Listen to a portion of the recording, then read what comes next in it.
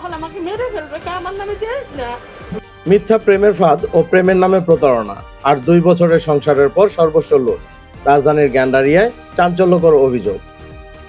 রাজধানীর গ্যান্ডারিয়া থানায় দায়ের করা হয়েছে এক ভয়াবহ অভিযোগ। ভুক্তভোগী শ্রাবন্তী আক্তারের দাবি, ফতুল্লার পূর্ব চরগড়কুল গ্রামের বাসিন্দা আবির হোসেন প্রেমের অভিনয় করে তাকে ফাঁদে ফেলেন। অভিযোগ অনুযায়ী প্রথমে প্রেমের প্রস্তাব, তারপর ঘোরাঘুরির নামে ঘনিষ্ঠ হওয়ার চেষ্টা, কিন্তু তাতে রাজি না হওয়ায় এক সময় আত্মীয়ের বাসায় হুজুর ও সাক্ষী এনে সাজানো হয় বিয়ের নাটক। শ্রাবন্তীর অভিযোগ, বিয়ের পর 2 বছর আবির তার কাছ থেকে 18,40,000 টাকা এবং 8 ভরি স্বর্ণালংকার হাতিয়ে নেয়। এরপর শুরু হয় শারীরিক ও মানসিক নির্যাতন। স্থানীয় সূত্রে জানা গেছে, আবির হোসেন একজন তালিকাভুক্ত সন্ত্রাসী এবং তার বিরুদ্ধে রয়েছে একাধিক মামলা। অভিযোগে আরও উঠে এসেছে তার মামা শামীম ও এক চিকিৎসক খালেক সাইফুল ফয়সাল এই ঘটনার সহযোগিতা করেছেন। আবিরের মামা, আবিরের এক খালাতো বোন জামাই আছে, ইভেন আরো 2-3 জন আছে, আমি তাদের নাম জানি না, তাদের চিনি না, তাদের সাথেই ছিল, মহিলা ছিল পুরুষ ছিল, হ্যাঁ অজ্ঞাত মহিলা ছিল পুরুষও ছিল।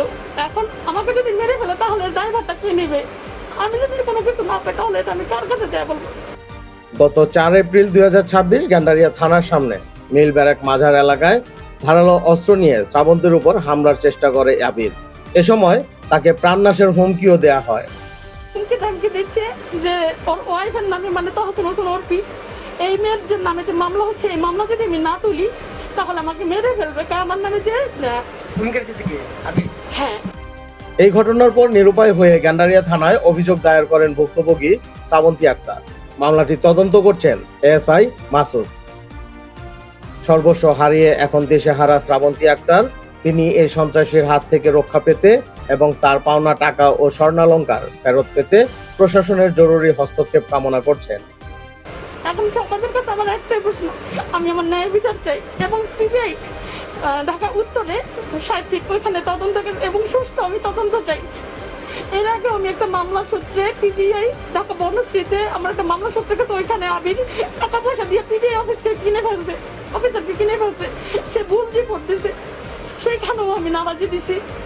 তাহলে একটা আইনের পক্ষে যদি বক্ষ হয়ে যায়, টাকা পয়সার কাছে বিক্রি হয়ে যায়, তাহলে আমরা সাধারণ জনগণ তার কাছে যাবো। ঘটনাটির বিষয়ে আপনার মতামত কি? কমেন্টস করুন। এমন খবর পেতে ফলো করুন ক্রাইম ইন্ডেক্স নিউজ।